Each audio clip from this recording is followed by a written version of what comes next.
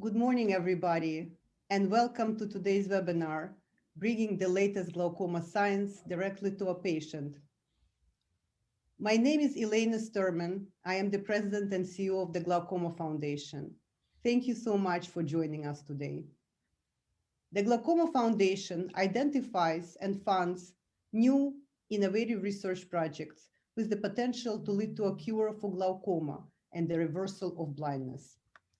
Everything we do is ultimately for the benefit of the patients, and we strive to be a reliable and valuable source of information about glaucoma, its diagnosis, treatment, and management.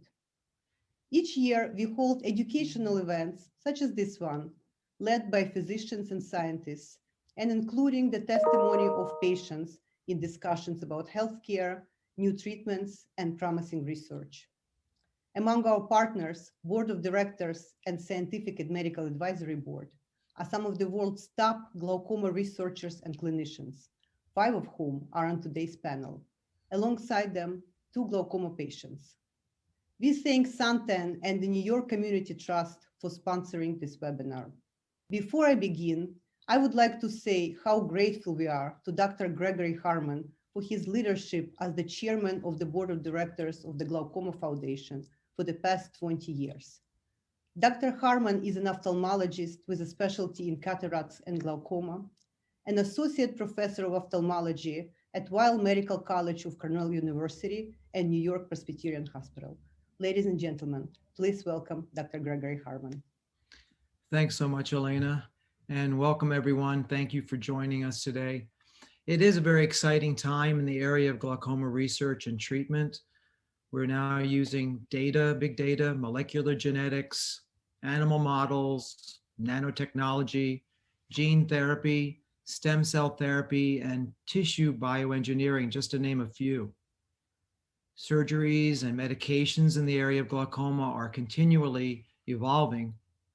And very importantly, artificial intelligence is now providing researchers with methods for collecting and analyzing huge groups of data to provide very personalized treatment for patients with glaucoma. The studies that are supported by the Glaucoma Foundation are bringing us closer to that holy grail, so to speak, of optic nerve regeneration. And every step closer is a major step in the area of glaucoma research. I want to thank our science experts for their presentations today, and also our patient experts for sharing their experiences with all of us. I'm proud to be part of this organization, and I'm happy to be part of this meeting this morning. So let's begin. Back to you, Elena. Thank you. Thank you very much, Greg, for your incredible leadership.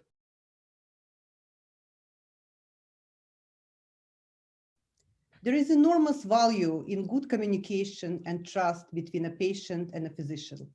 This is especially relevant in glaucoma, where this partnership may last for many years. Dr. Luis Pasquale opens our program this morning to talk about successful relationships between patients and healthcare providers. Dr. Pasquale is site chair of the Department of Ophthalmology at Mount Sinai Hospital, director of the Eye and Vision Institute of New York Eye and Ear Infirmary at Mount Sinai, and professor of ophthalmology in the Department of Ophthalmology at the Icahn School of Medicine, Mount Sinai Health System. He's a board member of the Glaucoma Foundation and the co-chair of our Scientific Advisory Board. Please welcome Dr. Luis Pasquale. Thank you, Elena. Good morning, everyone. So I want to get a little more granular about how this meeting came to be.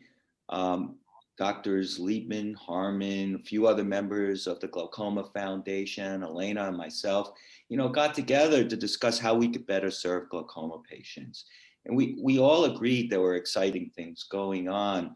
But when COVID hit, we decided to prioritize optic nerve regeneration and artificial intelligence for a direct to the patient communication so that we can better inform you, because we felt that an informed patient was a healthier patient. And what I want to do is to just give you sort of a roadmap of where we're going in these 2 hours. You've already heard from Elena and Dr. Harman. I'm going to give an overview of glaucoma so that we're all on the same page, and to sort of give you a perspective of the doctor-patient relationship from the physician perspective. And then Christine's going to follow with the same concept, but from the patient perspective. This will lead to our first keynote talk by Dr. Adriana De Paolo on optic nerve regeneration. We'll have a Q&A session, perhaps a break, depending upon how the timing is going. And then we'll move into the second aspect of our agenda, which is started off by Dr. Jeffrey Liebman talking about precision glaucoma, leading to our second keynote on artificial intelligence by Dr. Felipe Medeiros, and then concluding with a patient perspective from Jakari Dopwell-Hall. So we'll get started, and I'm going to be talking about bringing your eyes in for a glaucoma evaluation. It's a matter of trust, and sort of using a car mechanic analogy. These are my financial disclosures. Most of you on this call are probably not car mechanics, but you've probably brought your car in for a checkup, and your car may seem fine, or maybe it's making a funny noise. You wait in the lounge and the mechanic comes out and tells you about the status of your car. You must either trust what the mechanic says, or you have to decide whether or not you need a second opinion. So let's take this to the patient situation. So here we have a 39-year-old white female who presents for a routine exam. And the reason why she comes in, her eyes are fine, just like your car may have been fine when you came into the car mechanic. But she's concerned because her father has advanced glaucoma. And you see a picture of the father's visual field. So the exam goes on, and the vision is fine. The front of the eye seems fine. The intraocular pressures seem to be in the normal range, but you detect that there is a hemorrhage on the optic nerve in the left eye. And this prompts the performance of a visual field test. And unfortunately, there's actually evidence of a fairly dense defect in the vision of the left eye, fairly close to the center of the vision. So from an MD perspective, we need to understand and anticipate the many questions patients will have. The patient's going to wonder, is this really glaucoma, or could this be something else? Can I really trust this doctor's measurements? He told me my eye pressure is normal and there's a hemorrhage on my left optic nerve. I can't verify any of this information. Perhaps I might be able to go home and map out that scotoma that the doctor told me about. But do I trust this doctor? How can I be managed now? Is it best to use eye drops, lasers, or surgery? And of course, every patient who gets told they have glaucoma is worried about whether or not they're going to go blind. So let's get on the same page about what glaucoma is. And glaucoma is a group of conditions that produce a characteristic type of optic nerve degeneration. The definition of glaucoma, again, involves centering on the optic nerve, and the damage to the optic nerve usually happens in an insidious manner. It's typically related to the level of intraocular pressure, and early on, there are no symptoms and no pain. We generally classify glaucoma based upon the appearance of the drainage system of the eye. And we do a procedure called gonioscopy, and you see here a lens being put on the surface of the eye so we can take a peek into the corner of the eye to decide whether or not the drainage system is open or closed. In explaining this to patients, I like to use what's called the kitchen sink analogy. I tell patients that the drain is the faucet's always on and the drain is always open under normal circumstances. So the faucet is right here in a structure called the ciliary body. That's where the fluid is produced. And normally it has to go around the pupil into that recess of the drain of the eye. And in angle closure glaucoma, it's like a stopper has appeared over the drain of the eye. And if that happens in your kitchen sink, the water builds up and falls on the floor. But in the eye, the pressure builds up and it causes damage to the optic nerve. But the more common scenario is the open angle glaucoma, where the faucet is on and the drain appears to be open, but the pressure may or may not go up and optic nerve damage ensues. And in fact, this is the most common cause of glaucoma, is open angle glaucoma, at least in the United States.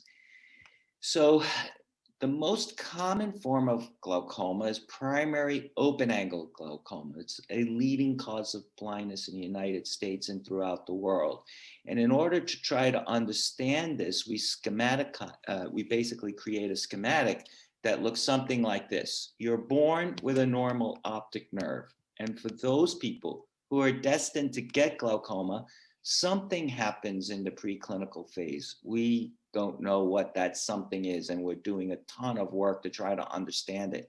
We don't know when the preclinical phase of the disease actually begins, but something happens. And then the optic nerve undergoes this characteristic degeneration. I'm putting some hypothetical dates here on the time course of the disease, but it certainly is long. And then the disease is manifest by cupping and visual field loss. And once that field loss happens, we typically institute treatment, and our goal is to try to prevent patients from becoming visually symptomatic and going blind from glaucoma. And so this is sort of the timeline for glaucoma, and it usually plays out over a long period of time. So let's go back to our patient, right? So our patient was fairly young and presents with significant damage near the center of fixation of the left eye. And the intraocular pressure is only 18 millimeters of mercury in this case. So first, we need to be convinced ourselves as glaucoma specialists that this is glaucoma and it's not something else. And then we need to decide that what should we do to treat this? What target intraocular pressure should we pick, and how should we achieve it? And we need to discuss with the patient what we think the average rate of progression is in glaucoma in general. And we have to admit that we actually are not sure what the rate of progression is for this individual patient. That's a little bit disconcerting, but I always tell patients that on average, we can do a good job of slowing the disease down and keeping patients with their sight for the rest of their life. So in conclusion, the MD perspective needs to consider the following. If you look up the word doctor in the dictionary, it's Latin doctorus, which means teacher. You know, our main goal is to communicate to patients. It's sort of like managing a baseball team. We're a manager, but we have to work with the patient, communicate with them what's going on, and get on the same page on a good treatment plan. Our patients expect us to be skilled, compassionate, and knowledgeable. And that's a responsibility that all physicians share. And we need to engage as physicians in lifelong learning, and in some cases, research or other activities that help to advance glaucoma knowledge for everyone. I want to thank you for your attention. I will stop sharing my screen and turn things back over to Elena.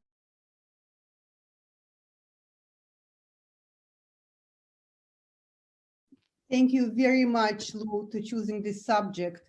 We are fortunate to have two patients on our panel who will talk about the important relationship they have with their doctors. Christine de Soma was diagnosed with glaucoma in 2017. Communication with her doctors was and is a poignant element of her story. Please welcome Christine de Soma.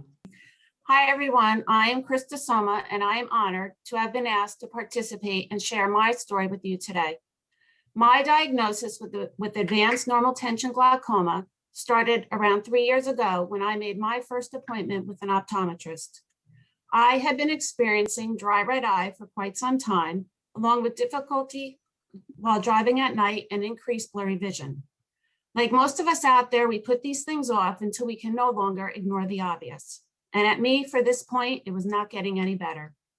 So off I went to the eye doctor, not sure of what to expect, but certainly not expecting what occurred that visit.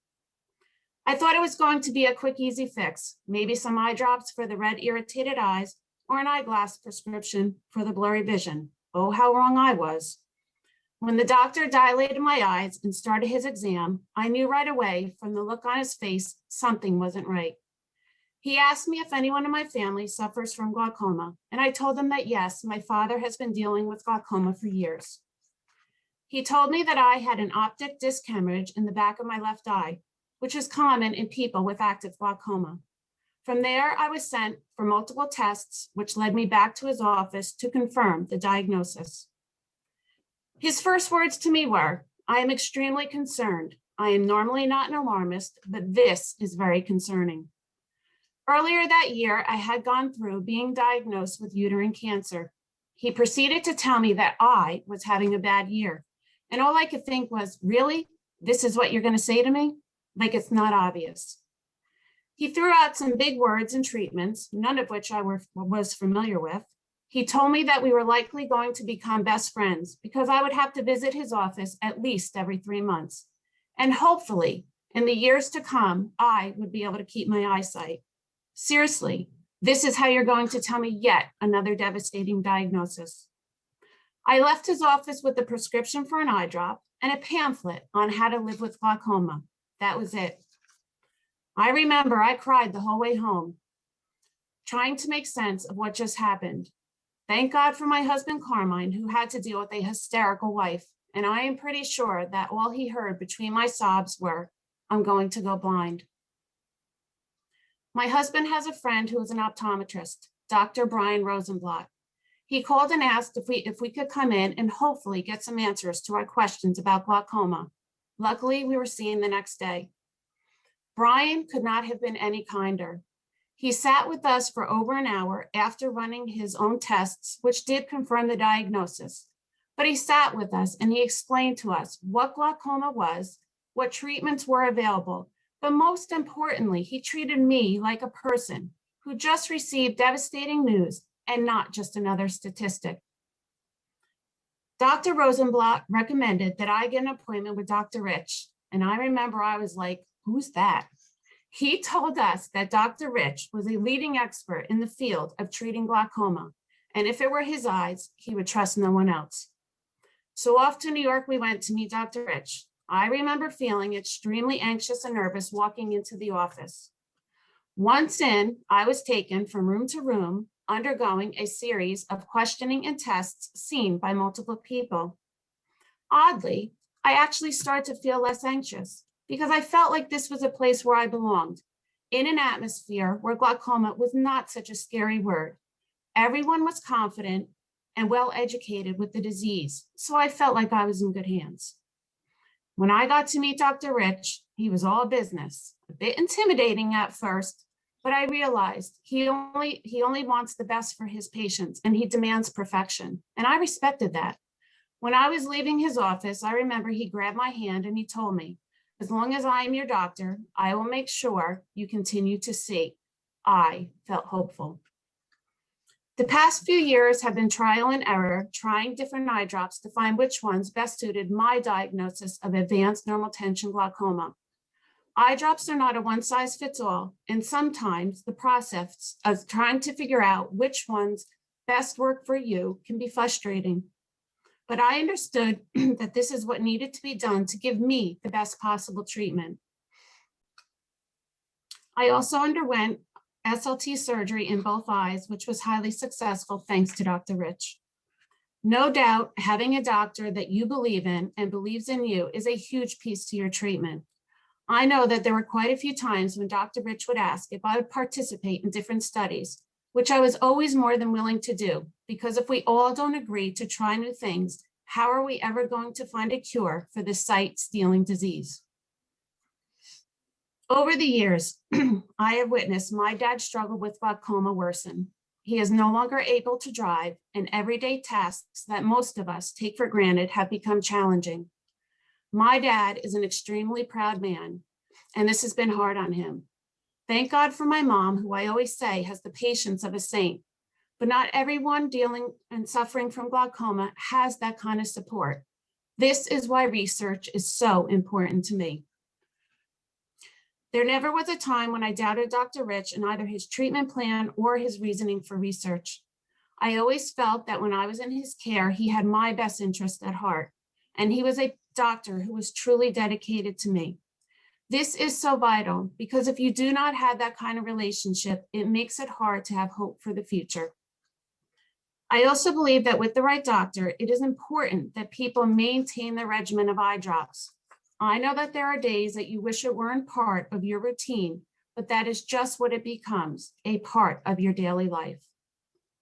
When diagnosed with glaucoma, besides having a doctor that you truly trust, it is imperative to have a good support system at home.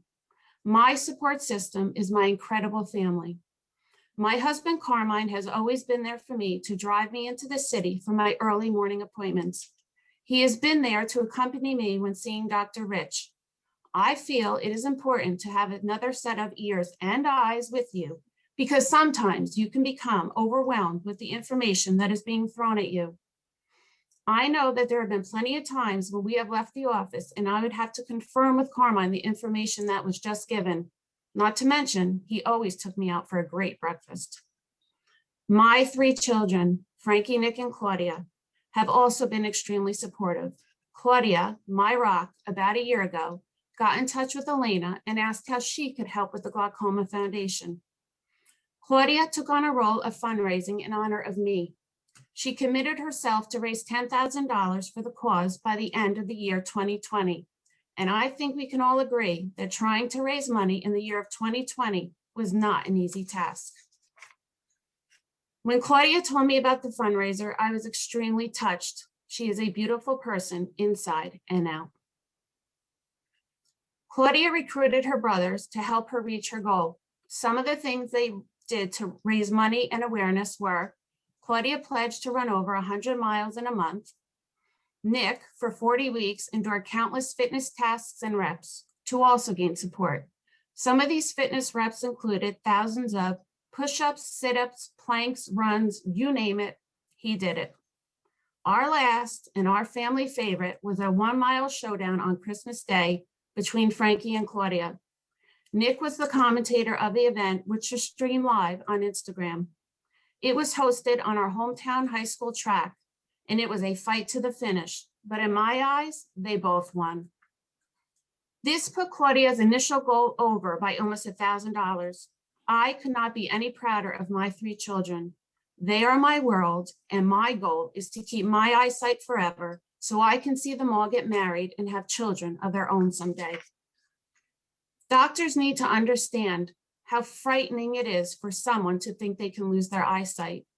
It is not just treating the disease, it is treating the patient as a whole.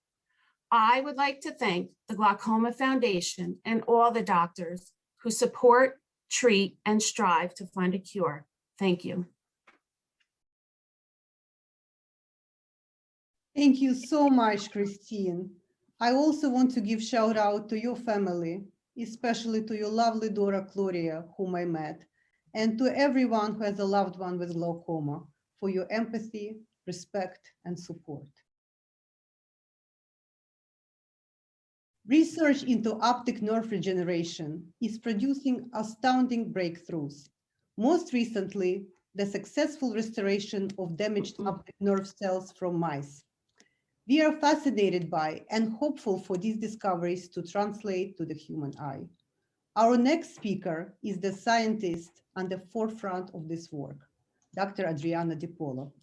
Dr. De Paolo is a PhD and a full professor in the departments of neuroscience and ophthalmology at the University of Montreal.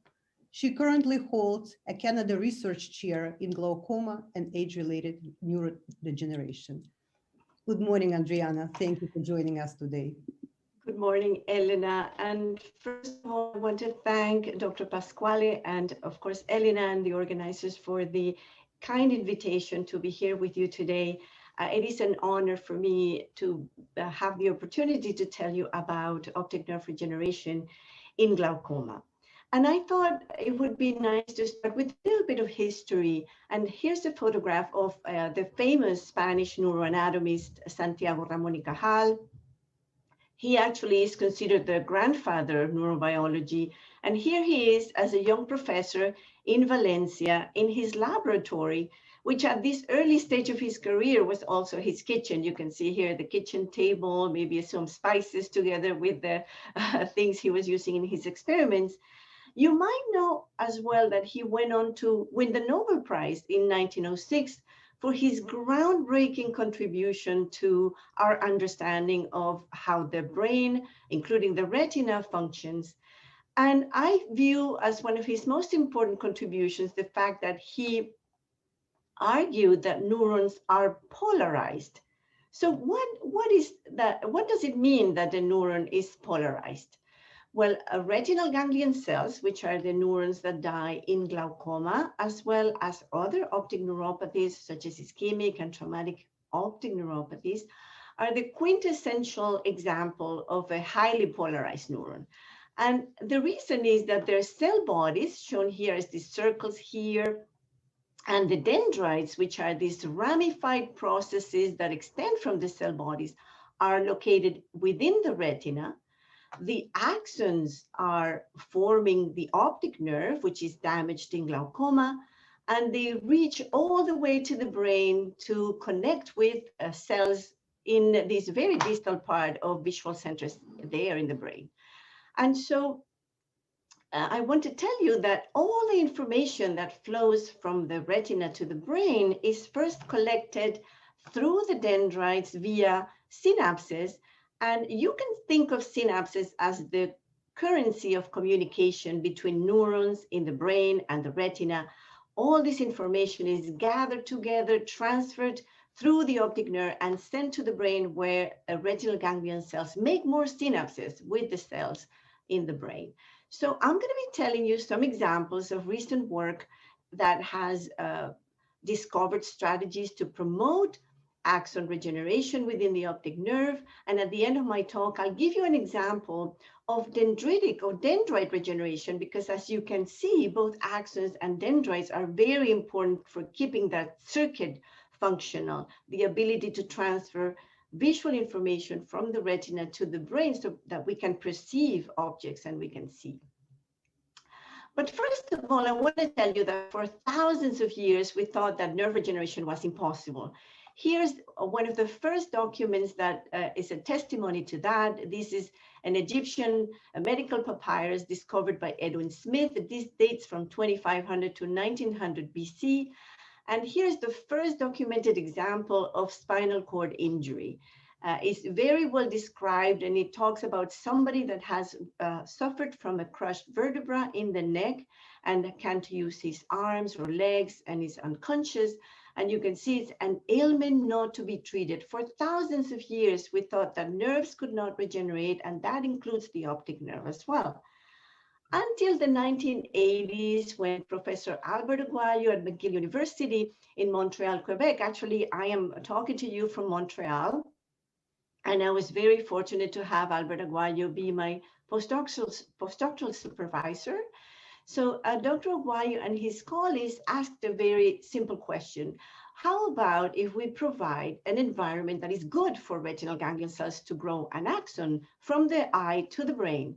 And that's exactly what they did. They used a graft, a peripheral nerve graft, something taken from the leg of a mouse or a rat in this case. And under these conditions, the retinal ganglion cells, shown here in green, were very happy to grow through this graft all the way to the brain and make synaptic contacts there. Since then, there have been thousands of publications on optic nerve regeneration. This is an intense area of research, and unfortunately, I don't have time to tell you all of the recent advances, but I'm going to tell you a little bit what the strategies are and then give you a couple of examples. So very successful experiments have shown that application of growth factors promotes regeneration, as well as the activation of an intrinsic growth program in the neurons. All the neurons have the ability to grow an axon. We just have to activate that intrinsic program. Another important strategy has been to inhibit all those molecules that act as brakes for regeneration. So imagine you have a car brake, like Dr. Pasquale was talking about the cars, and you need a brake to stop the car. Well, we've identified molecules that stop axonal regeneration, and we want to inhibit those. There's also controlled inflammation and electrical activity. But what I want to tell you today is that one of the most interesting things to me is that the combination of several of these strategies is what seems to be working best. And I'm going to give you an example of the combination of these three different strategies shown here in this rectangle. So this is the work of Larry Benovitz at Harvard Medical School. And here is an optic nerve, a portion of an optic nerve. The eye would be over here, the brain would be over here, and inside you can see in red all the retinal ganglion cell axons growing for a very long distance. So this was a very successful strategy that combined inhibiting a molecular brake known as P10, activating a sterile inflammation by simonsan, which is a molecule that doesn't produce an inflammatory response, but triggers the production of cytokines that are beneficial for regeneration, and cyclic AMP, which activates growth. And this strategy was very successful, promoting also the reestablishment of synapses, shown here as these green and red dots in the brain from the connection of retinal ganglion cell terminals with neurons in the brain. Another example that I want to give you today is very interesting because in addition to showing you growth of axons, I'm going to show you strategies that restore actual vision in mice. So these were studies that were done by measuring the function of neurons in the brain, which gives this electrical signal that can be recorded with an electrode in the brain.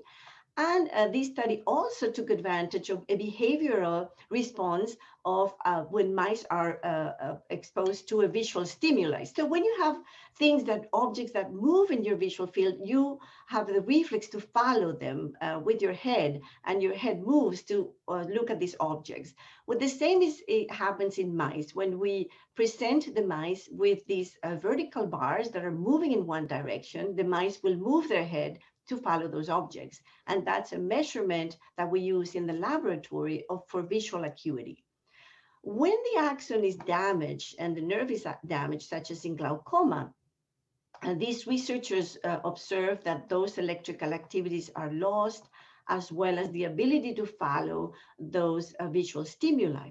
But then look at what happens when they use strategies, and this is a gene therapy strategy combined with a genetic approach, when they combined inhibition of P10, that molecular brake I was mentioning before, as well as gene therapy to overexpress growth factors, specifically osteopontin and ciliary neurotrophic factor. The details don't matter that much. What's important is that this approach promoted the regeneration of axons, shown here in green, that restored a little bit the activity, but not so much the visual response, the visual behavior.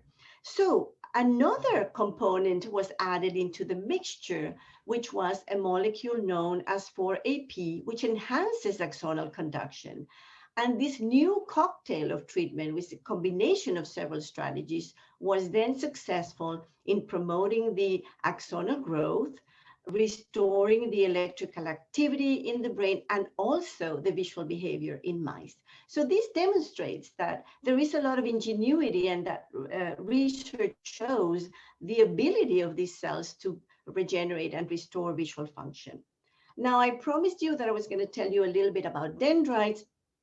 And so one recent observation is that when the optic nerve is damaged, one of the earliest responses of retinal ganglion cells is to retract the dendrites. I mentioned these are these processes that receive the information from the retina. And so when we started looking at this problem in my laboratory, we thought, so the retinal ganglion cells are down here, they're disconnected from all the other cells in the retina. Can we do something to regenerate their dendrites reconnect them with the targets, and then restore that circuit, the continuity of that circuit that is important for vision. And I'm going to tell you briefly in the last few slides the story of insulin. I know that many of you think about insulin in the context of diabetes, and yes, insulin is now used for the treatment of diabetes, but insulin is also a member of a growth factor family, very important for neuronal function.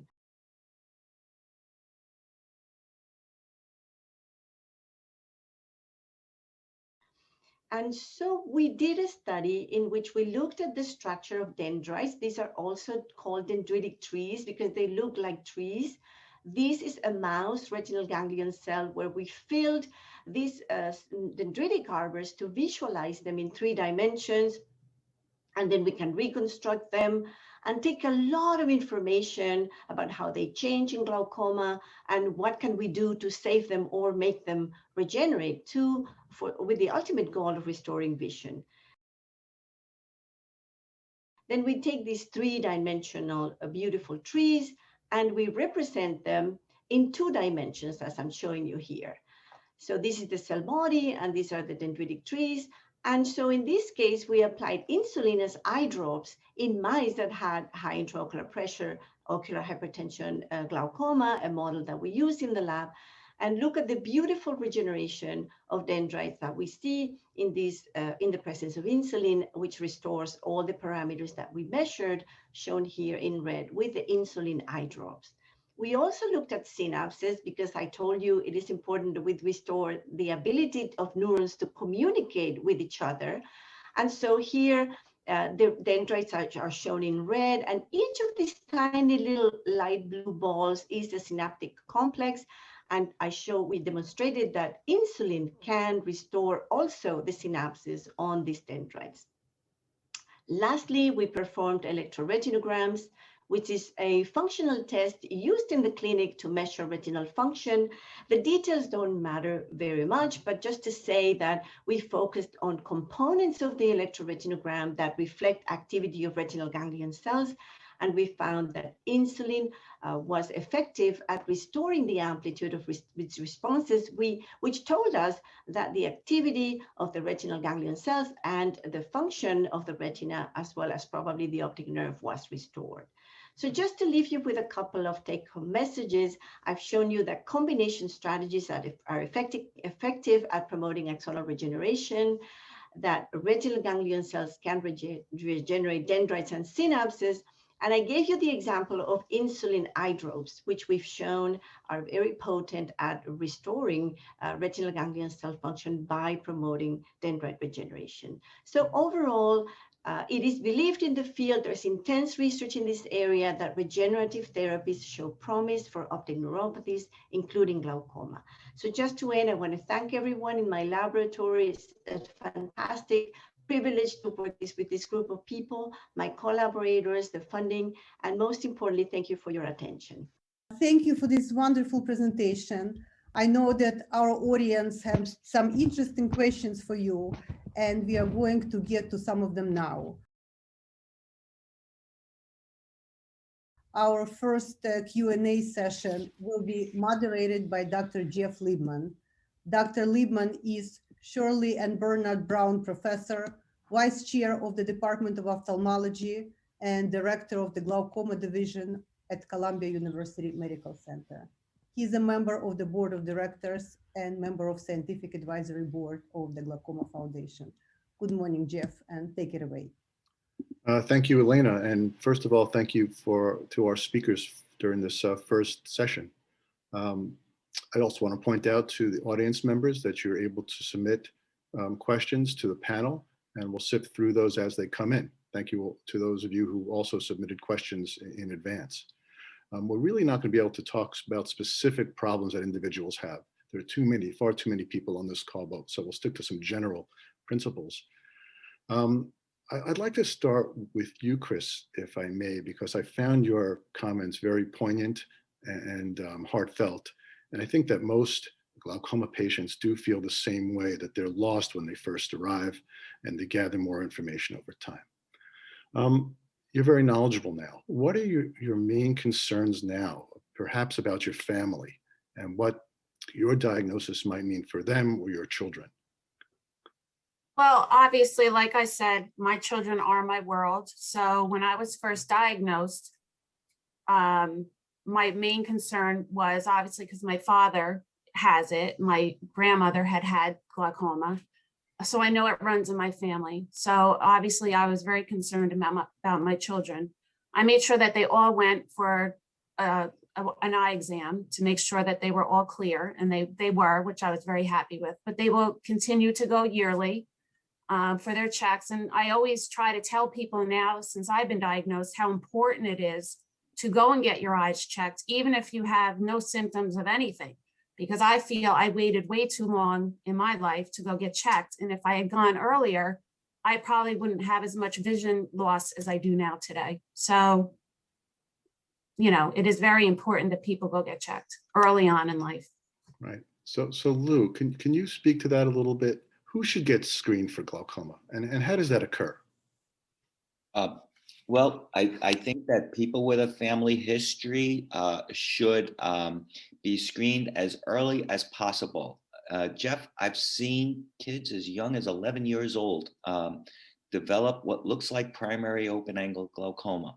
And this is doubly true for people of African descent. They seem to get the disease about a decade or two earlier than Caucasians.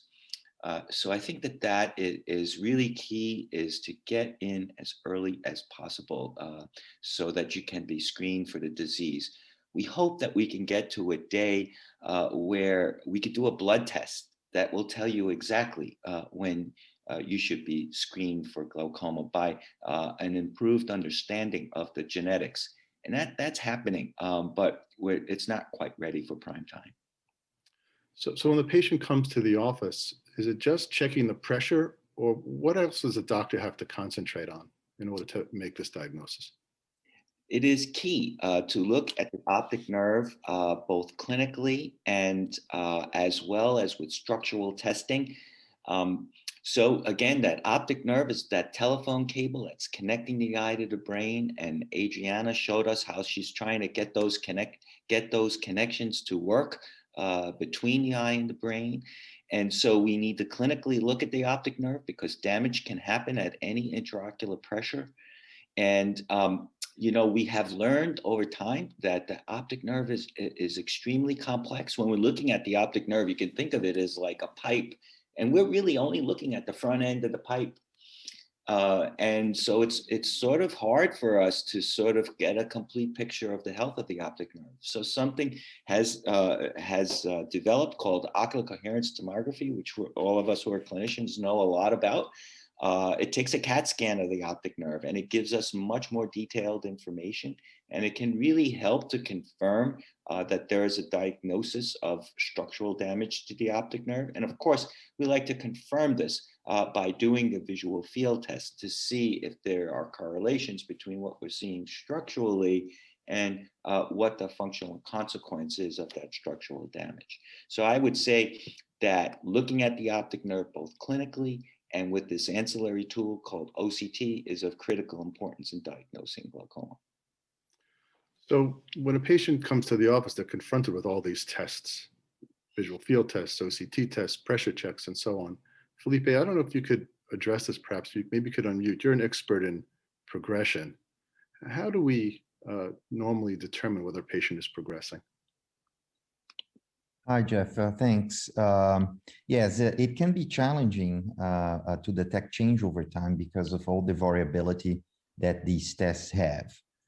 One of the critical things that has been shown, and it's really an important message here, is to have enough tests over time. Because of the variability, it's not really enough to get tested in general, like once every couple of years, or because the subjective of visual fields will result in a large variability. So in general, having enough tests is a critical thing for effective detection of progression. And then there are like algorithms that can be used in the software that can detect change as long as you have enough tests to be able to do that. Thank you, Felipe.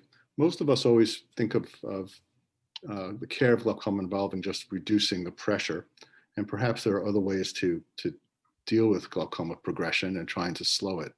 So Adriana, you spoke beautifully about your research, and there are a lot of questions now, of course, popping up on all my screens about insulin, whether insulin trials are actually underway at the moment. There are some questions from scientists asking about the use of insulin in combination with other therapies. So first, just to set the stage, there's a difference between neuroprotection and neuroregeneration. Would you mind just telling us what those differences are? Yeah, absolutely. Thank you, Jeff. That's a very important question. So a neuroprotection is to preserve what's already there, what hasn't been affected by the disease. And this is a very powerful strategy just to keep at least what's there, the vision that is there, or the structures that are responsible for vision, to keep them healthy. Regeneration is once those things have been lost. So connections, axons, dendrites, the structures I showed in my talk. And can we regenerate those? So that means to producing new axons, new dendrites, new synapses.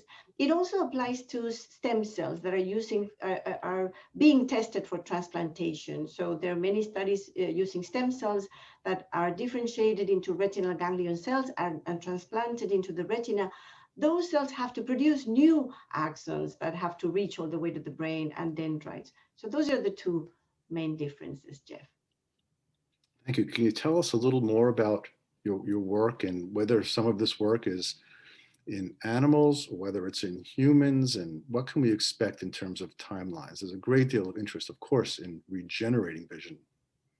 Yes, so I can tell you that everything we have done so far is in animals, but of course, given the fact that insulin is already approved for use in diabetes, we're very, very interested in moving this forward to potentially doing some clinical trials. We had started the process last year, but unfortunately with the COVID situation and that was extremely, there was a lot of delay. And also, it's not that easy to set up a clinical trial, as I learned the hard way. There's a lot of different obstacles that have to be overcome to convince, in our case, Health Canada, that why do we need to treat glaucoma patients with insulin? The first step is to show that insulin is safe, because it is safe for diabetes, but we don't know yet whether it's safe as eye drops in an eye that is already fragile with glaucoma. So we do have to do some safety tests to make sure that we're not going to cause more damage than benefit in glaucoma patients by using insulin eye drops. So these are studies that, unfortunately, before we can get to the part that we propose to use this as a regenerative medicine for glaucoma, we need to show that it's safe. And we're focusing now on trying to do that. Thank you. Lou, I'd like to come back to you for a moment. You mentioned, pressure, of course, is important in glaucoma. We lower the pressure to treat the disease. But you also mentioned something about hemorrhages on the nerve. And is glaucoma just related to the pressure? What else contributes to it? And is there something patients can do other than take their eye drops, for example? Yeah, thank you, Jeff, for that question.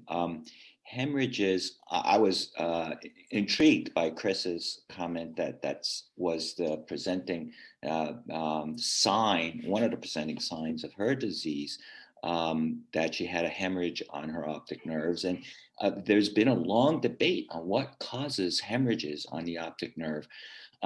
But some people think it's just secondary to elevated intraocular pressure, but others think that vascular factors are playing a role in glaucoma.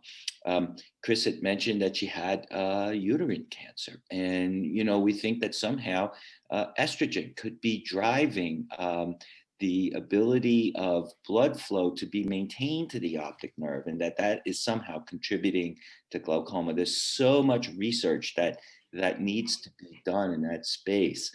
The there's so many things that are going on. We just published a paper about caffeine and glaucoma, and we found that that caffeine in general was relatively safe. It didn't elevate pressure and it didn't increase risk. But amongst those that had a very high number of genes related to elevated intraocular pressure, drinking a lot of coffee increased their risk of glaucoma by a lot. So, we're really going to need to nuance our recommendations about what else you can do for glaucoma based upon genetics. And I think that's going to be a whole new field coming down the pike in the future. So the bottom line, though, is we still don't have any randomized clinical trials saying that a specific lifestyle factor is going to protect you or not protect you from developing glaucoma. But we continue to look very carefully at this because we want to find things like that, because we want to, as Chris said, empower the patient to get some control of their disease. And that's one of the things that really resonated with me, Chris, in your talk is that, you don't want to feel hopeless. You want to feel empowered, and not just informed, but empowered to help control your own destiny. And we continue to do that kind of work. Chris, you're lucky to have a very supportive family. Are there any other tricks that you've engaged to reduce your anxiety level or to help manage your disease better? Well, yes, when I was diagnosed, I completely changed my diet to a low carb diet because I felt that would reduce inflammation in my body. I exercise all the time, which I also helps, with stress. I feel like stress is probably not a good thing for your eye pressure. And Dr. Rich will appreciate this. I sleep with a wedge pillow. I elevate my head at night because he was very, made sure that I went out and purchased the wedge pillow to keep my head elevated, which, is supposed to help with your eye pressure during the nighttime hours. So, and I try to just eat a healthy diet and really just, I try, and I do vitamins. I do a regimen of vitamins as well. So I just try to do what I can on my end to help myself. Right. So I think many glaucoma patients do seek those types of alternative types of approaches. And there are some that may have some scientific validity. For example, maintaining good cardiovascular health is a good thing, and maintaining good blood pressure control. Not too high, not too low, kind of just right situation. Yeah. Avoiding smoking. Decreases the oxygen carrying capability of the blood. Those types of things, I think, can be beneficial to glaucoma patients. So Lou, what actually causes the pressure to rise? Do we know that? What causes the pressure to rise? Yeah, so this is one of those why is the sky blue questions, and we're beginning to get the answer. Certainly, when back in the 60s and 70s, we had no idea why the drainage angles open, why the intraocular pressure goes up. Now we have found over 100 genes for intraocular pressure, and they focus in on three mechanisms by which the eye pressure may go up in an open angle. One is this thing called endoplasmic reticulum stress. And so the endoplasmic reticulum is this sort of an assembly line inside your cell that brings proteins to the surface that are made inside the nucleus. Turns out that one of these, there's this gene called myocilin that if you have a certain mutation in myocilin, the endoplasmic reticulum cannot handle the misshaped cells. The trabecular meshwork cells change shape. And because of their shape change, it reduces the outflow facility and causes the intraocular pressure to go up. Unfortunately, I wish I could tell you that explains it all, but it doesn't. There's a lot of only less than 5% of people have a mutation in myocilin that cause their intraocular pressure to go up. Another mechanism is nitric oxide signaling. And nitric oxide is really important. It helps to keep trabecular meshwork cells in a needle-like shape. The trabecular meshwork cells want to be sort of needle-like so that the fluid can have a good chance of getting out into Schlemm's canal and out of the eye. And a third thing is something that Simon John had talked about is that there are actually some developmental signals revolving around a molecule called vascular endothelial growth factor. And you know, the meshwork has to form correctly at birth. And these signals seem to also be important. But it is complicated and we still don't know everything. It's a multifactorial process, but now we're beginning, a picture's beginning to emerge about how the intraocular pressure could go up, even though when we put that lens on the eye and look in the drain, it looks open. Thanks, Lou. So Felipe, can I ask you a question about patients and their participation in trials? Chris mentioned that she was willing to participate in almost any trial she was asked to do. And can you tell us about the importance of how important that is to us as clinician scientists, as researchers, to Adriana, to your structure function studies of glaucoma? Oh, that's that's an essential thing.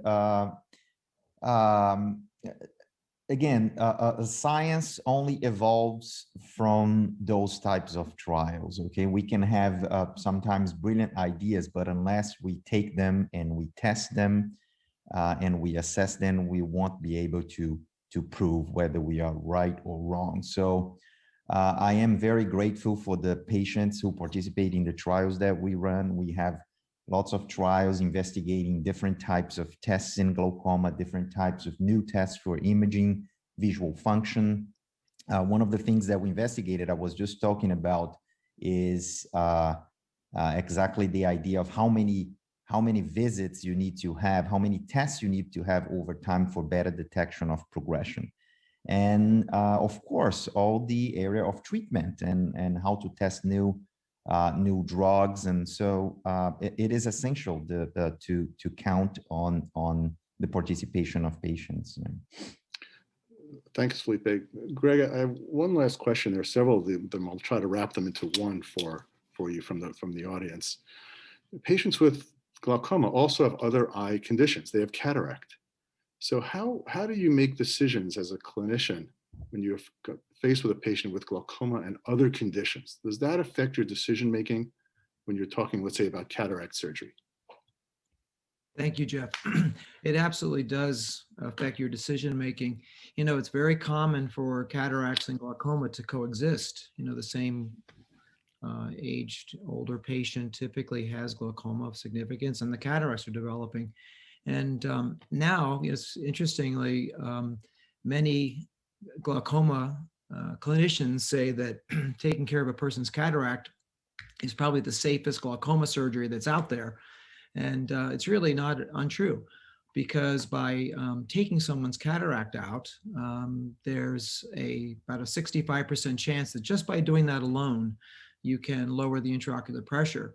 But if you combine cataract surgery with one of these MIG surgeries, these minimally invasive glaucoma procedures at the same time as cataract surgery, you can more effectively lower the pressure. And the statistic is somewhere around 75% of these individuals have a substantially lowered pressure.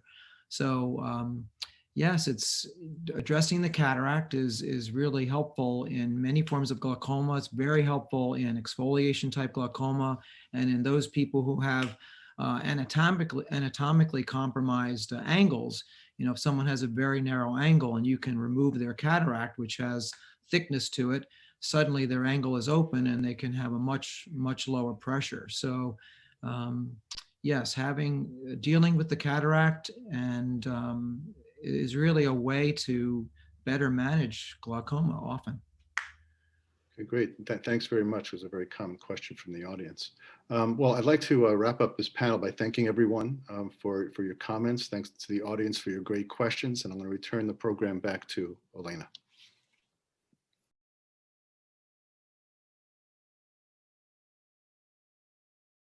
Thank you very much, Jeff, and thank you everybody for your questions. We'll get to some more questions at the end of our program.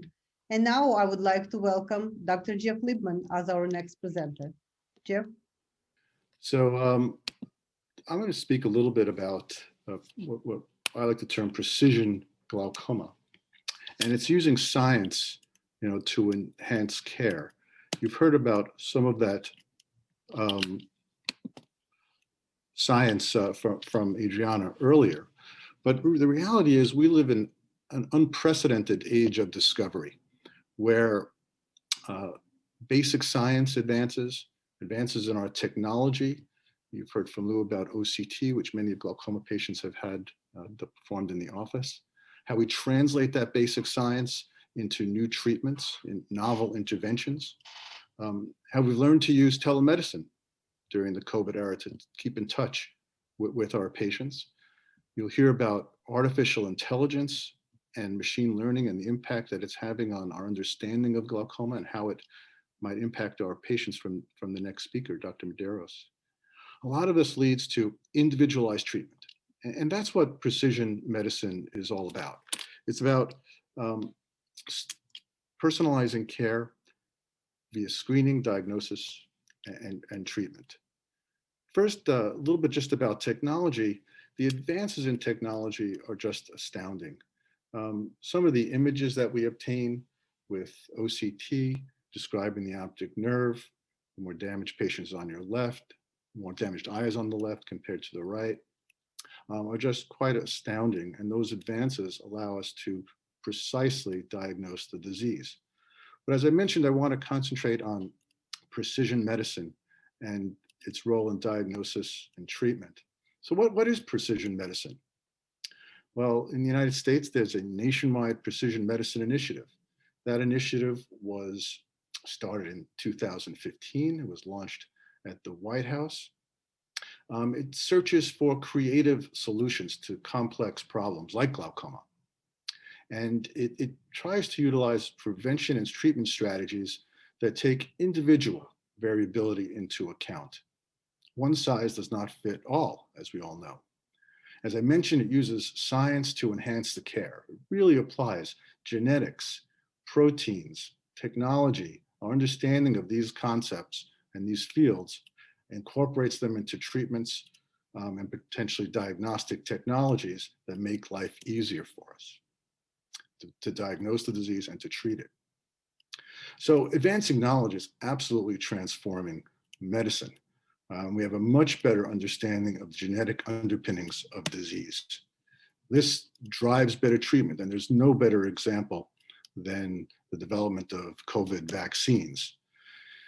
For precision medicine, on an individual basis, this uses your DNA to allow personalized care.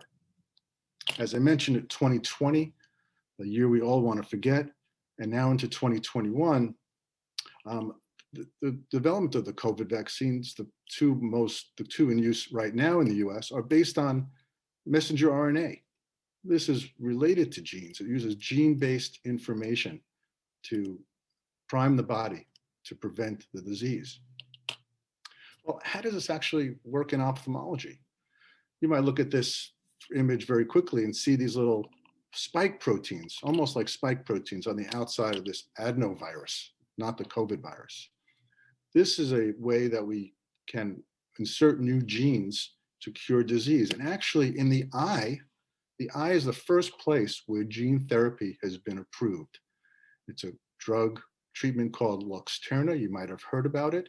It reverses and prevents a form of vision loss that affects children and causes blindness. That disease is called Leber's congenital amaurosis, and it is approved for use in the United States, and it alters the genes of the affected person by injection into the eye, first in the body in ophthalmology. So how can precision medicine and genetics help doctors and patients? Well, as I mentioned, this is a basic science process. It's focused on genetics. It uses imaging. We use imaging in our daily practices to improve our diagnostic accuracy. We can follow patients over time and develop better tools to detect progression. And that's work that's being done across the country and across the world. This leads to improved outcomes. If we can understand who is getting worse and at what rate, we know who needs more treatment and who can be followed more easily. There are some patients who have glaucoma that's rapidly progressing. They need to be identified quickly. Then there are others, the glaucoma is very slow. It will blind them when they're 200 years old. And it's obviously not as critical for those people. This helps one person at a time. It's, again, true personalized medicine. It informs us about patient care, the risk of vision loss and blindness. It also provides new directions for research by facilitating the development of new drugs and treatments, and eventually protects families. So let's talk about patient care just for a moment and the risk of vision loss and blindness. Here's a family that came, that I had experience with. The patient who I first saw is circled in yellow at the bottom, and you can see that many members of this family, the black squares are the men, the circles are women, who were affected by this condition. You can see her grandmother, her father, multiple siblings, all have glaucoma. It turns out we were able to find the gene. It's a gene for glaucoma, as Lou mentioned earlier, in the myocilin gene. There are over 100 variations in this gene that can cause glaucoma. It was reported back in 2000. For the scientists in the room, the mutation is listed below, but this had huge implications for her and her children. First, there's a 50% chance that her children will inherit the disease, and clearly early monitoring is essential. For this form of glaucoma, early surgery is preferred to eye drops or laser. In theory, someone could perform embryo selection to avoid the development of glaucoma if that's what they're interested in. But more importantly, future gene therapy for affected individual is on the horizon and being studied in the laboratory in animals even now.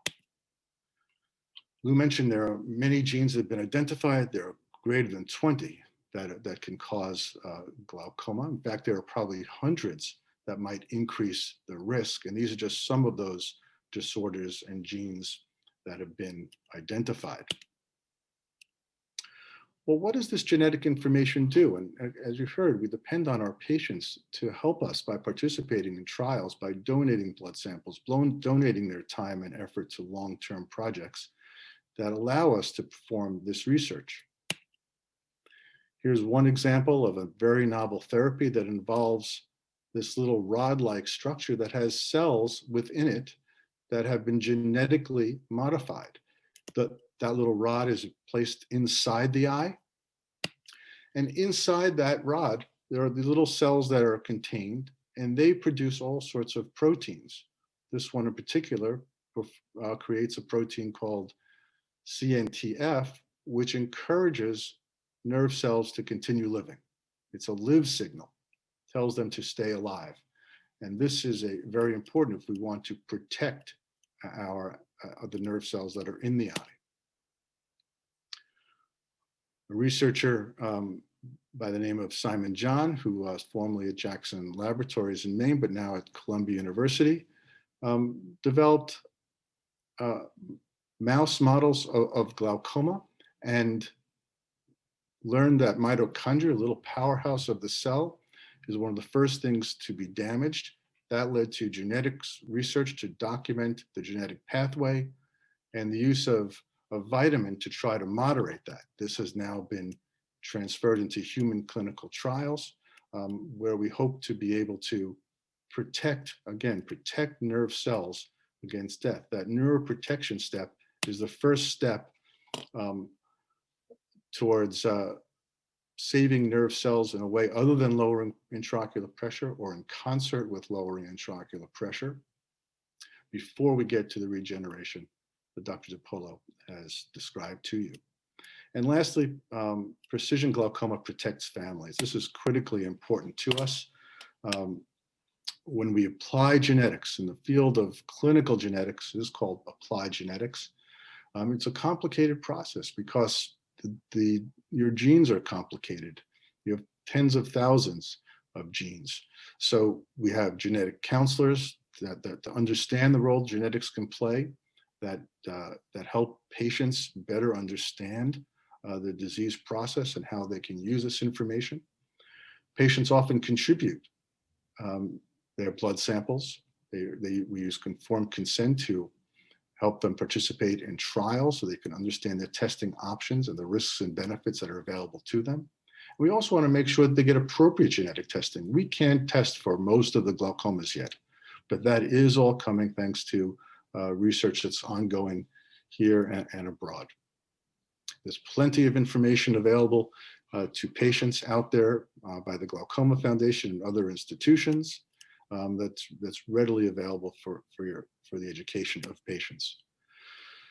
So as I said, all this unprecedented age of discovery, using the genetic information on the upper right to even work in the laboratory to grow new cells. And this is a small eye cup that's being grown in the laboratory from this genetic information.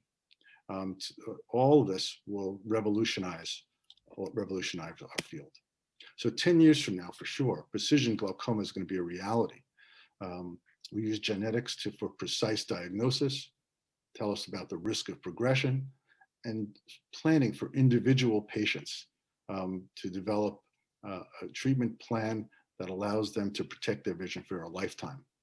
We'll know a lot more about systemic disease and how it affects the eye and how to do protection of nerve cells and regenerate them.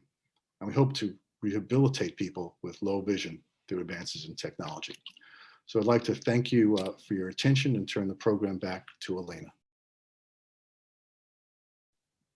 Thank you very much, Jeff. Our next topic is the role of artificial intelligence in glaucoma, and we are going to dive deeper into that topic with our next speaker, Dr. Felipe Medeiros. Dr. Medeiros is the Joseph Wadworth Distinguished Professor in the Department of Ophthalmology at Duke University School of Medicine, a professor in Duke's Department of Electrical and Computer Engineering, and he's also a member of Scientific Advisory Board of the Glaucoma Foundation. Ladies and gentlemen, please welcome Dr. Felipe Medeiros. Thank you very much. I would like to thank the Glaucoma Foundation, and thank you, Elena. Thank you, Lou, for inviting me to do this. It's a great pleasure. I'll be talking about artificial intelligence, and we've been hearing a lot about AI. It has become a hot topic, and there are many applications of AI in ophthalmology and in particular in glaucoma. As we've been hearing today, and Lou has really done a very nice job in describing, giving an overview about glaucoma, is really the leading cause of irreversible blindness in the world. But glaucoma is not only eye pressure, as we heard here today, and as many as 50% of glaucoma patients are never really found to have high pressure over time. What glaucoma is a disease that causes progressive loss of nerve tissue. So it affects the optic nerve. So you see here an example of a normal nerve on your left, and this pink area here is the area that we call the rim. That's the area that has the nerve tissue. And what happens in glaucoma that you can appreciate here on your in the picture on your right is that you lose that rim. So you get this big white area here that we call the cup because of the loss of nerve tissue. And as glaucoma progresses, then it can result in loss that usually starts in your peripheral vision, but later can progress toward the central area. And these losses in vision are usually measured by tests that like the perimetry test that you see a patient doing it here. And we usually, when we look at the results of those tests, they usually show us these gray areas here, dark areas in the visual field that show areas where there was some loss of vision. But what happens is patients, it's not really what patients perceive. Okay, it's not that they in general perceive like black areas in their field of vision. Usually it's much more subtle, especially at the beginning. And what they see are like blurry areas or areas that are missing things, like you see in these photo of a driveway. And you can see that the markings are missing or cars are missing. And because of this, glaucoma can remain relatively asymptomatic until relatively late stages. And that results in many people remaining undiagnosed. So the numbers are of at least 50% in places like the US, but it can be as much as 90% or over 99% of people in places like Africa.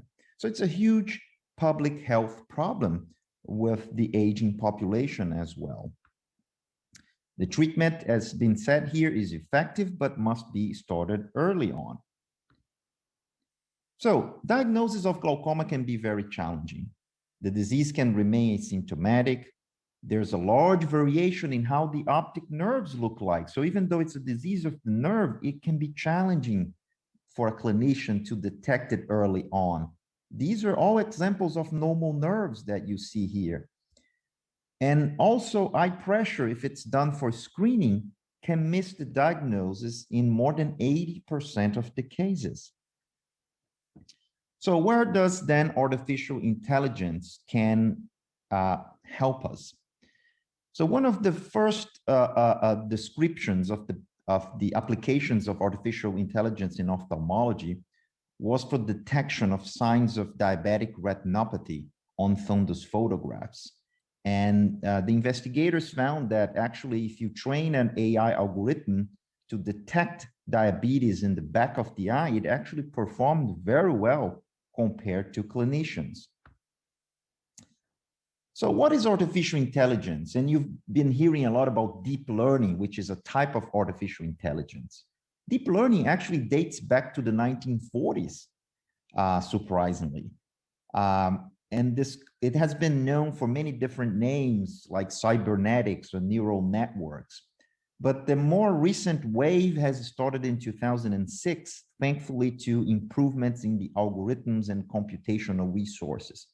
But the idea of neural networks is to really model the operations of the cells in the brain.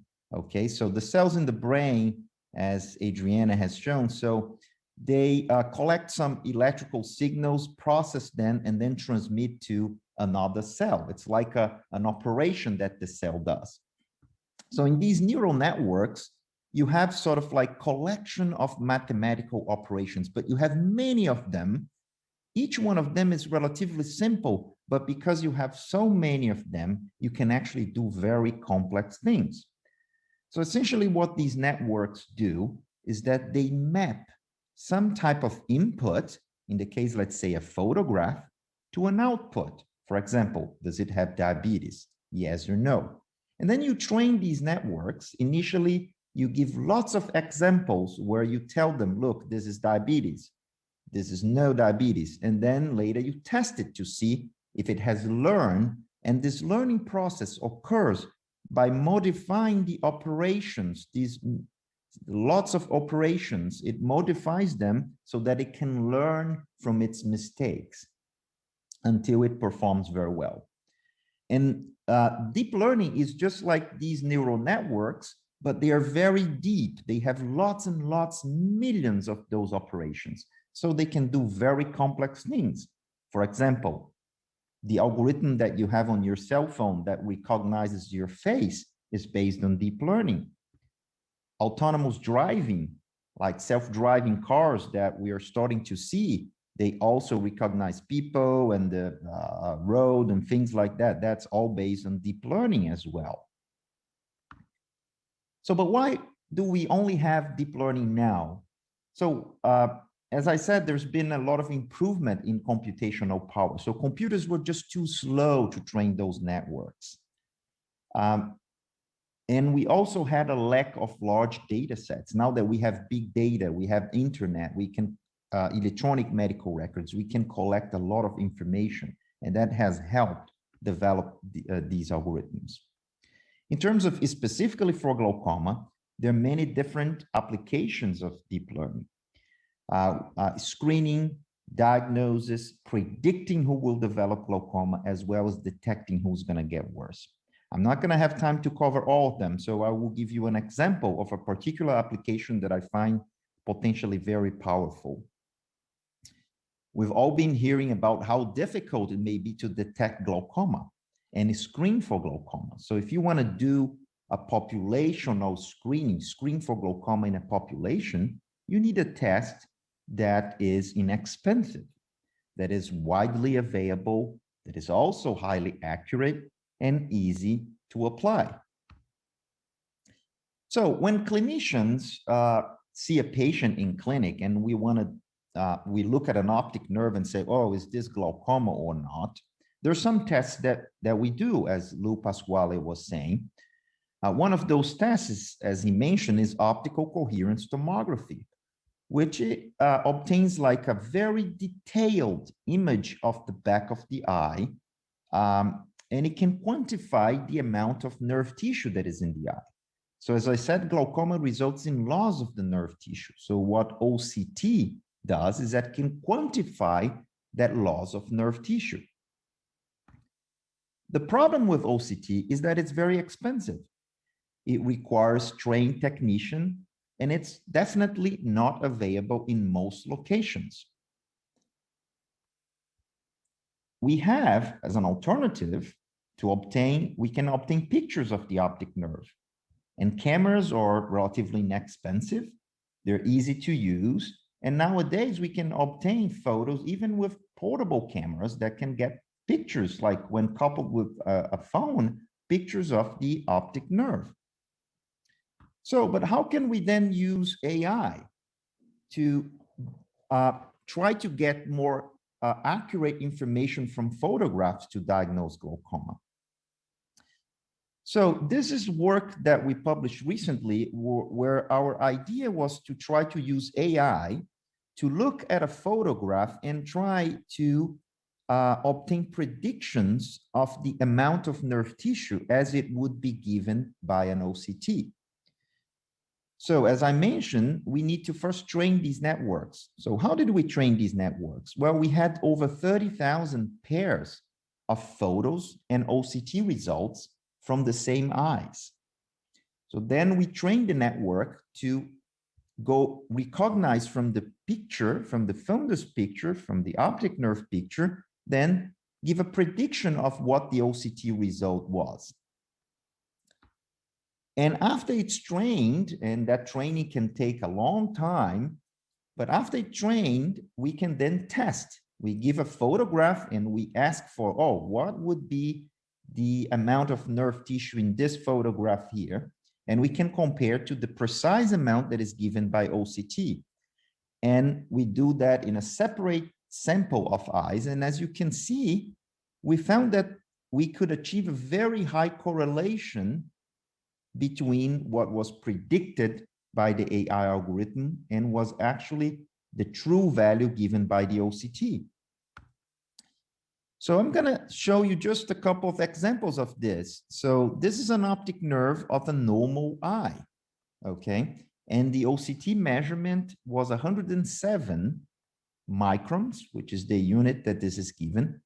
And the deep learning algorithm was able to predict 109, which is very close just by looking at a photograph. And there are many other examples here that we found like very close predictions. For example, this particular one here is a nerve with glaucoma. And the OCT measurement was 55 and the deep learning algorithm was 52, so very close. An interesting thing is about what are the things that these algorithms are actually using? Are they really using what they're supposed to? And there's something called heat maps that can indicate the important areas where these algorithms are looking. And you can see the heat maps here show in red and yellow the important areas in the photograph. And as you can see, the deep learning algorithm was able to find that it was exactly in the area of the optic nerve. This is not something we told the algorithm to do. We just gave the pictures and it's able to actually find it as the important area to predict the amount of nerve tissue. So we call this approach a machine-to-machine model. And the idea here is to use AI to sort of like transform a very simple thing, a very simple photograph in a very powerful test to detect glaucoma, to replicate the results of a much more complex machine like the OCT. And this doesn't require human grading. Once the network is trained also, it can be deployed very easily. And we've shown more recent work using even a larger data set of over 80,000 pairs of photos and OCT scans from people that had been followed over time, that you can actually detect change over time. So again, you see this high correlation between the change in the actual OCT results and the change in those predictions. Just to illustrate this, it might be a little bit harder to follow for those of you who are not familiar with this, but this essentially shows an optic nerve that was getting worse. We heard about hemorrhages in the optic nerve. We see one here in this optic nerve. So this was an eye that was getting worse from glaucoma. And the OCT was showing this decline in blue. The blue line here showed the decline of the OCT measurements over time. And in red, we have the approach that used only the photos with artificial intelligence on it. Here is another example, but this case was essentially stable over time. And you can see how the quality of the photo changed over time, but the artificial intelligence was able to actually take that into account. So even though you had a difference in quality, that did not interfere with the predictions. It was stable as well in agreement with the OCT. So I believe this type of method and variations of it, there are lots of other people publishing on this and different approaches. I think these methods can soon be implemented in like places like Walmart, where you're going to sit there, you're going to have your photograph of your optic nerve taken. And this is going to not only maybe screen for glaucoma, but also for other conditions like diabetic retinopathy, macular degeneration, and so on. And as I showed, there is also the possibility of even monitoring over time as a matter of screening and monitoring for change over time. And perhaps in the future, these stations could be connected to electronic medical records to transmit information. So there are many other current and future applications of AI, which I did not cover. But AI has been shown to improve the interpretation of visual fields and imaging in clinical practice, result in early detection, allow early detection of progressive damage, predicting who's going to get worse, and also some recommendation systems that can give recommendations about strategies for treatment. And that's a future application of the AI. So one question that we get asked a lot is whether these AI algorithms are going to replace doctors. We can elaborate more about it, but I don't think so, because there are things that these algorithms still can't do, and the clinicians are essential to still integrate all the information. So in conclusion, I believe AI and machine learning will lead to improved assessment of these multiple sources of the diagnostic information for glaucoma and other diseases, leading to better decision-making and also better interventions. Thank you very much. Thank you very much, Felipe, for this fascinating talk. And I would like to introduce our final speaker on the program today, who is a young man who has been diagnosed with glaucoma as an infant and has been living with glaucoma for the past 20 years. I'm honored to introduce Gregory Doppel-Hall. Gregory.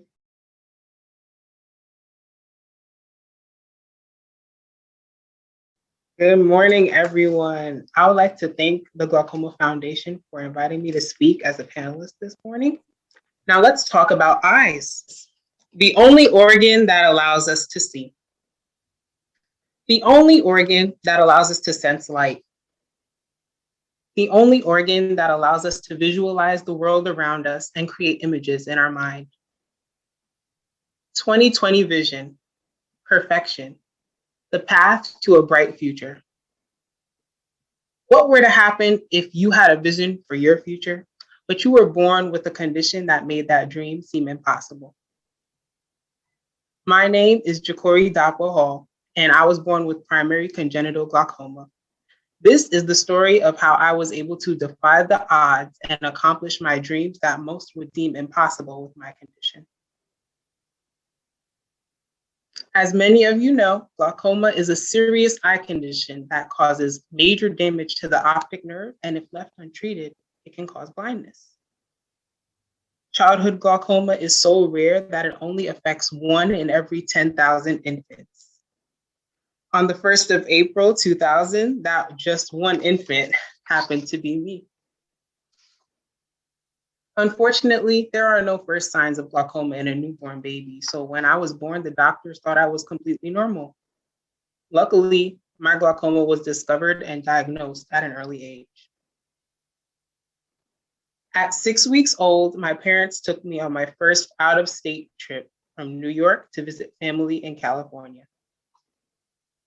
One day during our stay, my aunt was feeding me a bottle, and when I opened my eyes, she noticed a gray film covering the entire iris and pupil of my left eye. Little did I know, I just turned this family vacation into a stressful ordeal. The entire family was alarmed, and they rushed me to the emergency room of the San Diego Children's Hospital, where I was first diagnosed with primary congenital glaucoma. The doctor advised my parents to return home to New York immediately, as my condition was very critical and would require immediate attention and long-term care. Since that day, glaucoma has begun to affect my life physically, personally, and professionally. Life was really different for me growing up. While other children my age were enjoying their childhood, I had to wear very high prescription glasses and eye patches.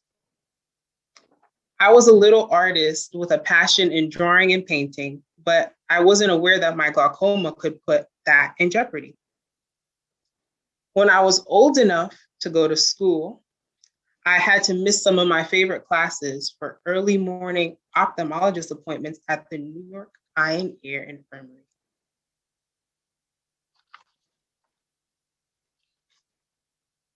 The eye surgeries, the visual fields, the optical coherence tomographies, it was all too much for a growing child like me to go through. Thankfully, I had Dr. Rich there with me every step of the way. He was the one I looked forward to seeing every appointment and the only person my mother ever trusted to operate on my eyes. I was his strong little tiger. Having an amazing ophthalmologist like Dr. Rich overseeing my progress was pivotal, because when there was instability, he would find the right combination of eye drops to sustain my vision. His whole team was able to watch me grow up, and I even found out that my grandmother had a connection to Kay Nakshon, one of the surgical coordinators in his office. Being under the care of Dr. Rich for the past 20 years with his extensive knowledge and research on glaucoma was very comforting. After having my first goniotomy surgery, my right eye pressure has been stable and maintained 20/20 vision to this day, but my left eye continues to fluctuate with high pressure levels and blurred vision. As I got older, I began to take my art skills to the next level. Some people told me that the career path I chose wouldn't be very ideal due to my eye condition, because in order to create art, I would need my sense of vision to be able to capture the essence of the sights I saw. I didn't let this negativity get to me. I stuck with my choice to be an artist, and I didn't let my glaucoma stop me from doing what I enjoy, which has always been art. While living in New York, I've had my artwork displayed in many reputable locations, such as Christie's, Lincoln Center, as well as the High School of Art and Design while I was a student there. I was also commissioned by the Neuberger Berman firm to do a collaborative art piece, which was displayed in their offices and used as the cover of their holiday card. Flash forward to today, and I'm attending the Ringling College of Art and Design, where I major in illustration and minor in art teacher education. When I create art for class, I use my disability to my advantage. During still life painting class, the professor would instruct the class to squint their eyes to see values and shapes of color. Instead of squinting my eyes, all I need to do is close my right eye, and the blurred vision in my left eye simplifies all the elements for me. Most recently, I've completed a mural for the Holiday Financial Building in Sarasota, Florida, and I'm constantly being requested to do freelance artwork for individuals. I also enjoy teaching art to children as well, whether that be my role as a substitute teacher or through my individual one-on-one weekend lessons. At the end of the day, people are going to tell you who you are your whole life, but you have to punch back and say, no, this is who I am. I was able to see the path to a great future, even with blurred vision, even when the odds were stacked against me, even when people told me it was impossible. If I can do it, anyone can. I'm your living proof that you can achieve whatever you set your mind to. You should always believe in yourself, and nothing is impossible. There's no limit to what you can do. It's your life, and only you set the bar. No matter what obstacles may come your way, no matter what disability you're born with, everyone has the ability to achieve their dreams.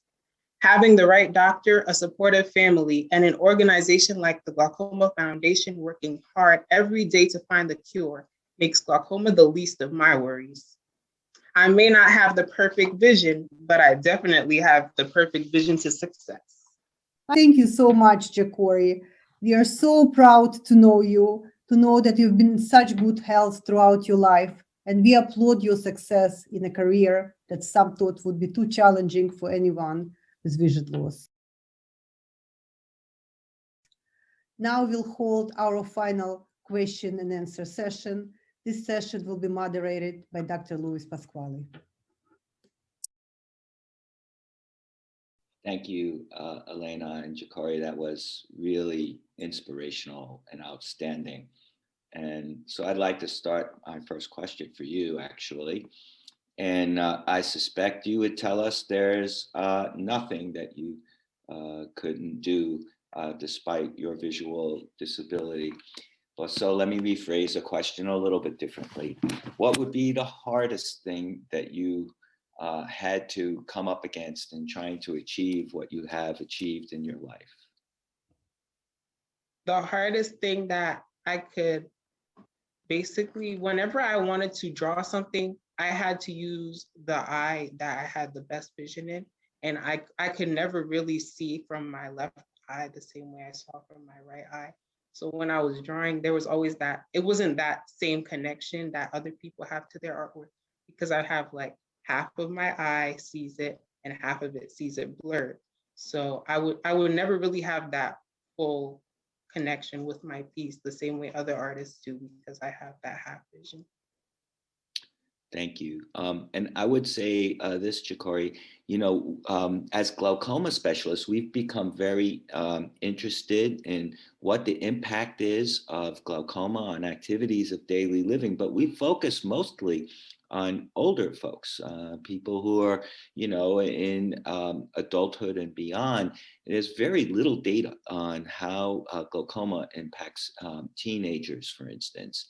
And I actually have a high school student who's going to tackle that. So we're going to get back in touch with you, because I think that you're going to be able to help us come up with a meaningful questionnaire that would be directed toward people your age and how glaucoma is impacting them. So thank you very much. All right. Next question. I want to say also, before we go much further, this meeting is being recorded, and it will be posted on the Glaucoma Foundation website, because I saw some questions about that. And I will apologize in advance if we don't get to all of the questions. There's so many of them. But my next question will be for Jeff. And Jeff, very intriguing about precision medicine and glaucoma. I think there's probably a lot of people wondering about their specific kind of glaucoma. And Perhaps you can speak to the question of whether all glaucoma is genetic. So, Lou, thanks for the question. I think we're all familiar personally with things that happen in our families, whether it's a parent or a grandparent who had a heart attack or some other disorder. We all know that these conditions run in our families. You don't have to be a geneticist to know that. For glaucoma, it's pretty much the same. Although glaucoma is something we call complex. It's complex genetics. It's often not directly inherited from parent to child, although there are some glaucomas for which that is the case. There are families who have glaucoma in the family. Your uncle might have it, your cousin. And that complex series of genetic interactions leads to a greater frequency of glaucoma. So I would say that despite the fact that we don't have a full understanding, most glaucomas have a genetic predisposition. And that while there are occasional families like the one I showed you, where it's directly inherited from parent to child with a 50% chance, the more information we get about the complexity of the glaucoma, meaning all the different 100, 200, 300 different genetic risk factors, the better we'll understand who's at risk to develop it and who's at risk to go blind from the disease. So that's all coming down the road very quickly. So I think almost all glaucomas have an inherited component to it, and that understanding will revolutionize how we care for individuals. Thank you. And another question, during your talk, you mentioned vitamin B3. And, one of the things that we're learning in glaucoma research, as Adriana said, neurons are batteries. And there's a lot of batteries in the optic nerve head. It's chock full of mitochondria. And presumably vitamin B3 is energizing those batteries. We heard Chris talk about low carbohydrate diet. Low carbohydrate diet generates ketone bodies, and the idea is that could serve as a preferred fuel for the optic nerve head. Are you at this time recommending vitamin B3 for your patients with glaucoma? So I think we have to be really specific about what we recommend and how we study it. It's very easy for us to say, well, take blueberries and eat a lot of blueberries, and that will help you. We need to study these things very carefully. And that's what we're in the process of doing. The researchers provide the scientific basis for going down the road with these clinical trials. And then it's up to the clinicians and the clinician scientists to design the trials to prove that they're efficacious. And so that's what we're doing. So when we take nicotinamide, which is a form of vitamin B3 that we're using, do human clinical trials to demonstrate that the people who get it do better than the people who don't get it, and then determine what the optimal dose will be. And that seems overly simple, but the amount of scientific research behind that was enormous. So there have been other trials looking at neuroprotectants. One was done using a drug called memantine, which is approved for Alzheimer's disease. That was 2,000 patients across the entire world. It took 5 years, cost tens of millions of dollars, and had a negative result. So this is not easy to do. We do not advocate going ahead and taking a massive amount of vitamins. Vitamins have side effects. And if someone wants to take a multivitamin, I have no objection to that. But massive dosing of vitamins can be counterproductive in many ways over the short and long term. So we have to be careful what we do. Maintaining generally good health is critical for a glaucoma. Maintaining good cardiovascular health is probably the single best thing patients can do if they want to do something on their own. Thank you. I'm going to circle back because you brought up a good point, Jeff, about translating, right, the stuff that we do in the lab to patients. And one of the things that we didn't get to in the last section, I'll address this to Adriana, so you could think of a bridge, right? So Adriana's in her lab and she's found some really exciting stuff. And the patients are on the other end, they're waiting to receive it. And in between, there's this bridge, and then there's the sea of death. A lot of these things, as you said, fall into the sea of death. So, Adriana, what are the challenges, let's say, for bringing insulin to market? What are the big challenges there? Yeah, so that's a very good point, Lou, because as Jeff was saying, you need clinicians and clinician scientists to take this and then apply it to the patients.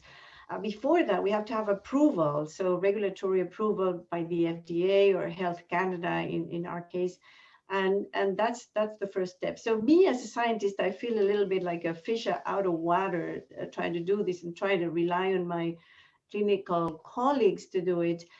I think there are many things depending on the discovery. For example, insulin has the advantage of being already used for clinical use in diabetes, but interestingly enough, this is not sufficiently convincing for regulatory agents to say, okay, go ahead and use it for glaucoma. You have to do an entire new trial to prove safety, as I said before, and that takes time and effort and a good design, especially a good trial design, because as Jeff was saying, we have had other examples in the past of neuroprotective trials that were not successful. So I want to make sure that the design is robust and everything has to be done, and that takes a little bit of time and effort. Another inconvenience is that some of these discoveries are not patentable by themselves because, for example, insulin is not something that we can patent for use in glaucoma. So it's something that is an off indication. So it's used in diabetes, but we're not going to use it for glaucoma. And so I hate to say this, but a lot of pharmaceutical companies are not interested in developing something for which there is no patent. So you have to find other sources of funding to carry out these clinical trials, which I think ultimately will be beneficial for the patients. So we have to be creative to find additional funding and resources for these type of things. So those are just a few examples of things that we have to deal with in moving these things forward. Sure. And what about insulin's a big molecule and you talked about it as an eye drop. I mean, how do we get it across the cornea into the optic nerve? Maybe is that patentable? The whole idea of drug delivery? Yes. So that's a really, really interesting question, Lou, and I'm glad you asked that because we thought it would be initially that would be a molecule that permeates the cornea and goes through the ocular tissue to get to the optic nerve, but we don't think that's the way it is going. And the reason is that we have done experiments in mice where we put a fluorescently tagged insulin, and 15 minutes later, it's already in the retina. So it gets gets there so fast that we think is going through the lacrimal duct canal into a local vascular system. So it gets into the local circulation and then very fast into the eye. Another option that I think is really interesting is that already there are some preclinical and beginning of clinical trials using intranasal insulin application for Alzheimer's disease, which I think would be fantastic to test. We're beginning some studies in the lab, and ultimately that also uses possibly a local circulation. I think would be very beneficial for glaucoma probably as well. The only benefit of the eye drops in my dreams is that maybe it could be combined with the already IOP drops that the glaucoma patients have to take. But of course, that all remains to be as part of the dream of the future. But those are ongoing. It's all ongoing work. Thank you. Thank you. So Felipe, really fantastic talk on artificial intelligence. And one of the goals of the Glaucoma Foundation is to democratize AI and to get it everywhere by basically giving AI literacy to all our participants on the call and to get it into doctors' offices. Your work has really motivated me to think about this, artificial intelligence, and it's only going to learn what you teach it. And you taught it how to make a fundus photograph work like an OCT. That was innovative beyond a shadow of a doubt. My question for you is how along the same lines of translatability, when do you see this getting into doctors' offices? What are the challenges there? How can we get this into patients' hands? Can we help patients empower themselves with artificial intelligence and glaucoma? Mm-hmm. That's a great question, Lou. It's of no use to develop a beautiful AI algorithm if we cannot really bring it to clinical practice and to bring it to the patients. And that part, again, requires research to demonstrate that it's effective, that those algorithms are actually effective under real life circumstances. So for example, this algorithm that we detected for screening, it's potentially a very powerful way of screening, but we need to demonstrate by bringing it to real screening situations that it can actually work. So we need to conduct those types of studies. In a similar way, there are many potential algorithms that have been developed to improve detection of change on visual fields, or to improve detection of change in all the clinical tests that we do in clinical practice. But we need to bring those to the patient, to the offices, so that they can be applied for the patient. So an area that we are also actively working on is the area of so-called clinical decision support systems, which is exactly that idea of how do we implement those algorithms to the workflow of a clinician as well. And that's an essential area of work. And we need, again, to run the trials, the studies to demonstrate that it's effective in those circumstances. But I see that coming up soon. I see those algorithms being implemented soon in clinical practice. Thank you. It's really exciting. I mean, do you see realistically that AI is going to do a better job than a glaucoma specialist in deciding what the target pressure should be, whether the patient should have medicine, laser, or surgery first? Yeah, as I'll say, that's a very common question. Here's the thing. There are certain things that AI can do better. Okay, there are certainly. So AI is wonderful in pattern recognition, and that's why it works so well to detect signs of glaucoma or on photographs, or to detect damage on an OCT or things like that. So because there's a pattern there, and it does great in pattern recognition. But when we actually make decisions in clinical practice, those decisions usually involve a very large number of variables. It's not only about the result of a test and the interpretation of test, but it's about the patient, about things like life expectancy, about expectations from the patient, about a consideration about costs and benefits, about coexisting disorders, about the psychological implications. There's so many things that we have to take into account in our role as physicians that I think AI is still very far from actually doing a better job than we do on that. Thank you. Thank you. That's a really great points. I want to try, there's been a lot of questions, Greg, that I think I can crystallize and direct to you actually. I think that our patients, both, our panelists as well as participants who are on this call, they're so thankful for all of us putting our brains together at the different, institutions of higher learning and government and other glaucoma foundations, nonprofits throughout the world to try to tackle this problem. How do you see the Glaucoma Foundation fitting into this landscape? Thank you, Lou, for asking that question. Well, let's kind of dial back to 1984, when the Glaucoma Foundation was created. It was an environment in which we really didn't understand that much about glaucoma. There was a lot of misinformation. Glaucoma was often underdiagnosed. And in that setting, the government was also not that aggressively pursuing researching in this area. You know, there was sort of risk averse, if you will, in terms of funding things and et cetera. And so the Glaucoma Foundation, when it was created, it looked for novel ways to sort of get around this.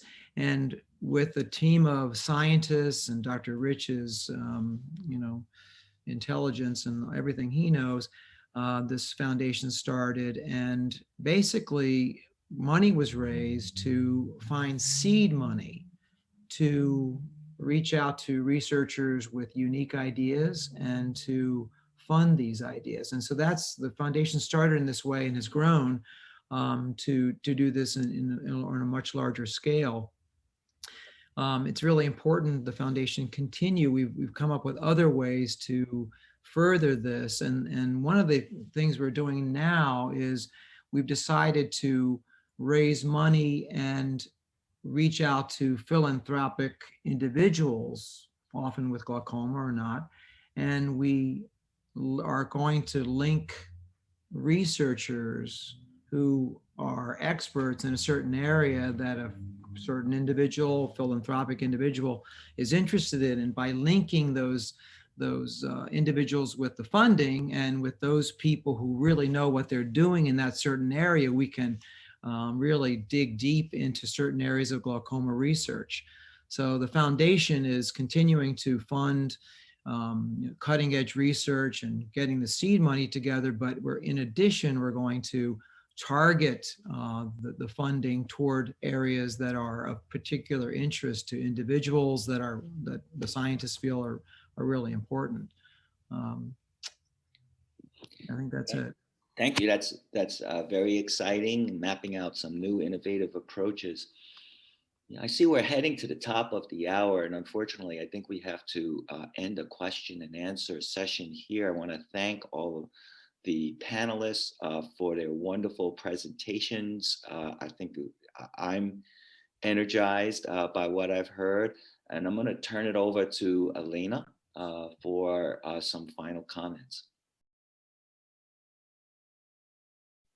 Thank you very much, Lou. I want to echo what Lou just said, and I want to thank our panel and our audience as well for your partnership with the Glaucoma Foundation. Thank you so much for spending this morning with us, for sharing your expertise, your experiences, and your concerns. Please do stay engaged with us. Sign up for our e-newsletter and email us if you want to know more about different ways of supporting the Glaucoma Foundation. Once again, our thanks go to Santen and New York Community Trust for sponsoring this event. My great thanks to all the presenters, and I wish everybody a wonderful day. Stay connected to the Glaucoma Foundation. Bye-bye. Bye, everyone. Thank you. Bye-bye.